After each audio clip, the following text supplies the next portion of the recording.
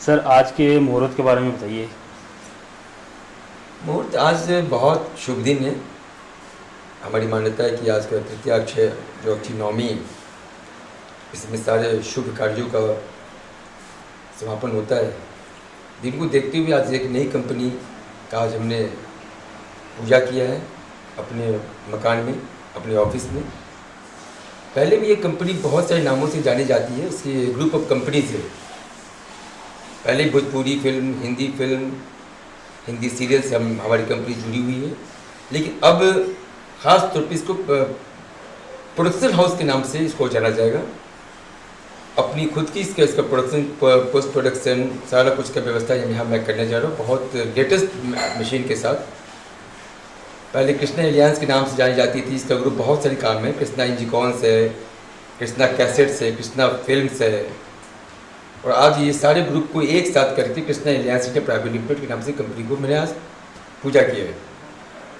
और इस कंपनी में बहुत ईमानदारी के साथ, अपने सारे साथियों के साथ बहुत ईमानदारी से प्रोडक्शन एंड डिस्ट्रीब्यूशन सारे मामलों में हम लोग करने जा रहे हैं।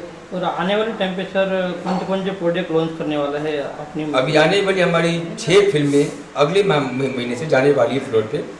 वो सारी 4 फिल्में भोजपुरी है, 1 मराठी है, और 1 और हम प्लान कर रहे हैं हिंदी के बारे में।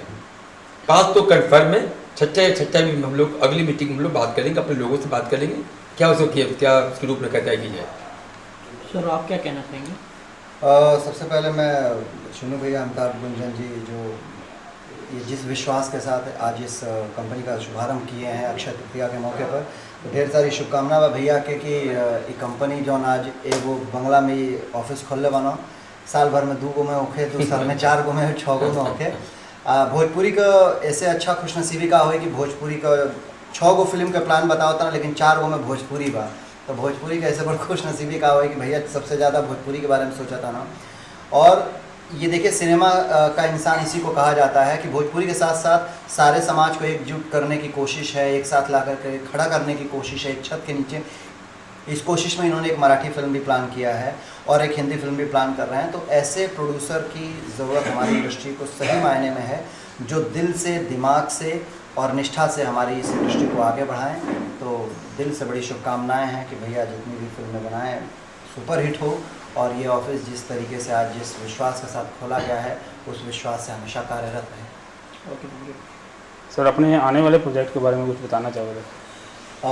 आने वाला प्रोजेक्ट अभी 2 फिल्में रिलीजिंग पे हैं। एक है रंगदारी टैक्स। रंगदारी श्री प्रकाश शुक्ला बड़े कुख्यात माफिया डॉन थे, माफिया थे उत्तर प्रदेश के। 95 से 99 तक एक छत्रराज था उनका सारे सरकारी ठेकों पर, रेलवे के ठेकों पर।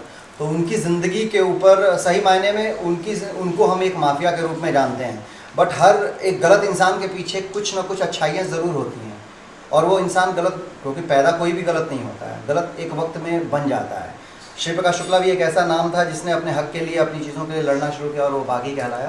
तो उसकी ज़िंदगी के उन सच्चाइयों को जो पर्दे के पीछे छुपी थी, उसको पर्दे पे लेकर के आए हैं फिल्म में, जिसका नाम है रंगदारी।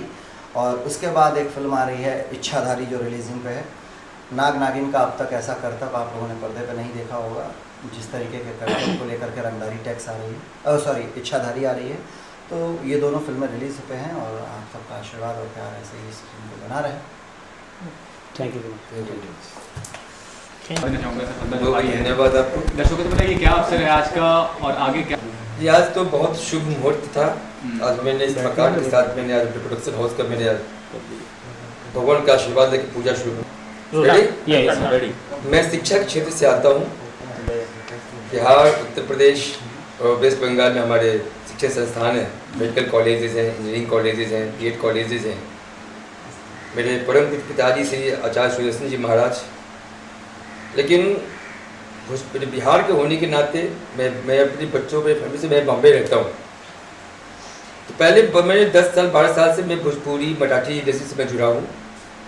बहुत सारी कंपनियाँ थी, कभी कोई फिल्म प्रोडक्शन हाउस के नाम थी माँ कृष्णा फिल्म्स, फाइनेंस कंपनी थी कृष्णा एलियंस, डिस्ट्रीब्यूशन था ओम आदित्य। मैंने सारे को मैंने एक साथ लेकर Krishna aliens India private limited नाम से मैंने इस कंपनी खोला, जो भोजपुरी मराठी हिंदी फिल्मों में सही तरीके से सही कलाकारों का चयन करके निष्पक्षता के साथ उसको एक सही प्लेटफॉर्म देना मेरी कंपनी का पहला काम है, पहला कर्तव्य है।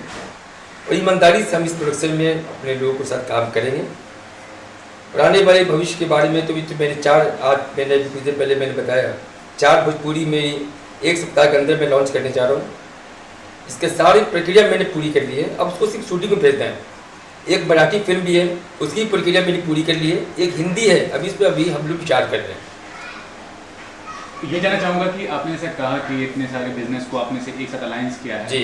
हर बिजनेस में रिस्क होता है, तो फिल्म निर्माण का जो क्षेत्र है ये आपको कितना रिस्की लगा, कितना चैलेंजिंग लगा? देखिए मैं फिल्म निर्माण से पिछले 15 से 20 साल से 15-18 साल से मैं जुड़ा हूँ। रिस्क तो है, इसमें कोई संदेह नहीं है, लेकिन अपने लोगों के लिए कुछ रिस्क तो उठाना ही पड़ेगा।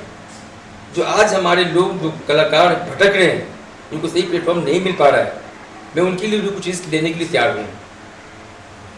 और जगह ठीक है, अब इतना भी रिस्क नहीं लेंगे, लेकिन जो थोड़ा बहुत मैनेजेबल होगा उसको रिस्क हम लेने के लिए तैयार है और एक सही प्लेटफॉर्म देने के लिए हम लोग वचनबद्ध हैं।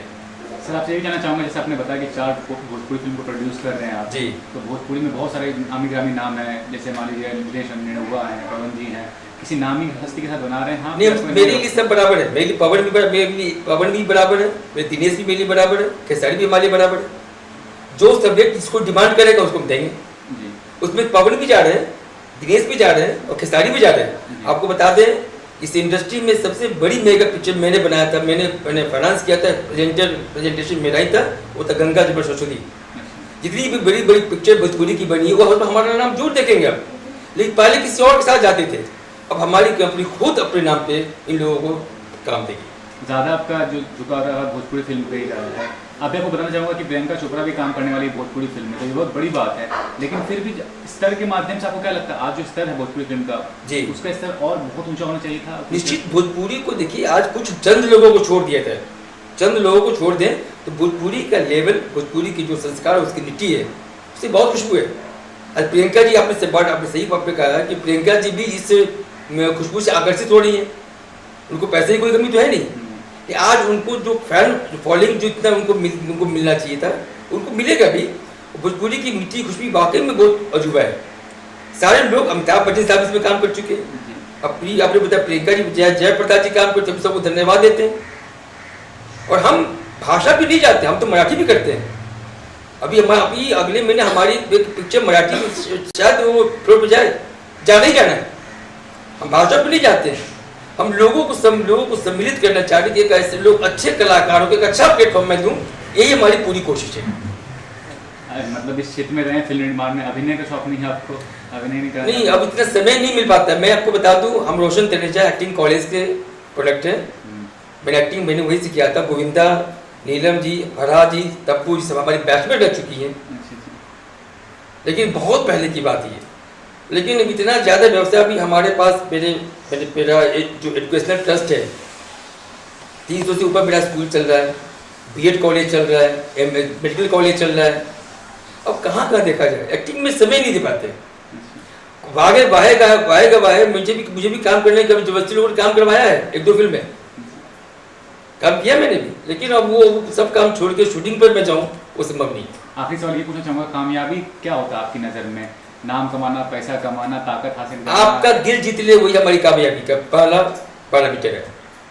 ये आपका दिल जीत ले। Thank you sir, thank you sir. आप बोलिए, आप क्या कहना चाहेंगे? मैं पूछना सर मैं भी इस कंपनी से जुड़ा हुआ हूँ जी। और जो सर ने बताया कि इस कंपनी को हम लोग किस लेवल पे उठाना चाह रहे हैं, वो हमारी पूरी कोशिश है। हर तरह से हम लोग प्रयास कर रहे हैं कि इसको अच्छे से अच्छे ढंग से इसको रन करें हम लोग।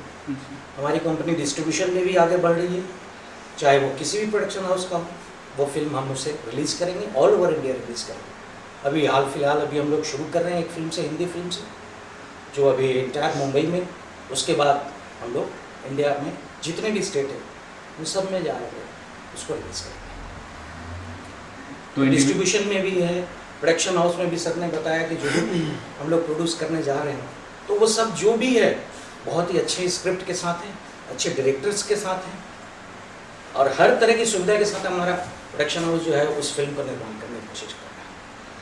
तो फिल्म जो निर्माण करेंगे या जो फिल्म बनाएंगे आप, क्या कोई स्पेसिफिक सब्जेक्ट रहेगा, सोशल इशू पे रहेगा, क्या रहेगा सब्जेक्ट? देखिए सब्जेक्ट के जहाँ तक बात है, अभी जो है हाल फिलहाल में क्या है कि फिल्मों का अभी जो चलन चल रहा है जी। वो रियलिस्टिक भी है। आजकल ज़्यादातर लोग ये कर रहे हैं, लेकिन अभी हमारे समाज में जो भी बदलाव आ रहा है धीरे धीरे, जो अभी हम लोग रिसेंट करंट न्यूज़ जो देखते हैं उसके हिसाब से भी हम लोग स्क्रिप्ट जो है बनाने की कोशिश करते हैं। जी। तो उन घटनाओं को लेकर के जब हम पूरे डिटेलिंग करके स्क्रिप्ट अगर हमें हमारे सामने आएगा वैसा स्क्रिप्ट, तो हमारी फिल्म जो है हम उस फिल्म को ज़रूर बनाएंगे। हमारा प्रोडक्शन हाउस उस पर नज़र रखेगा। अच्छी स्क्रिप्ट, अच्छी डायरेक्शन जो भी होगा हमारे कंपनी से जो है वो फिल्म निर्माण करेंगे। आप भी कुछ बताइए इस बारे में, किस तरह से योगदान होगा आपका इस कंपनी में या आगे जो फ्यूचर प्रोजेक्ट्स आप करेंगे उसमें? मैं भैया के साथ में जुड़ा हूँ, भैया का बहुत बड़ा सहयोग है। और अभी प्रेजेंट में एक फिल्म मेरी भैया रिलीज़ कर रहे हैं, ये हैपनिंग इन मेट्रो सिटी, अच्छा। जिसके बारे में अभी भाई जी ने बताया है। और इस कंपनी के साथ मैं हमेशा के लिए जुड़ा हुआ रहा हूँ। अच्छा। यही मेरा। तो आपकी नज़र में सिनेमा जो माध्यम है वो कितना आकर्षित करता है, मतलब किस तरह से उसका स्तर को बढ़ाना चाहिए अगर सिनेमा को देख लें, क्योंकि सिनेमा सिर्फ एक मनोरंजन का माध्यम माना जाता है, जी। तो किस तरह से सिनेमा के स्तर को बढ़ाने के लिए क्या करना चाहिए आप खुद इस क्षेत्र में है?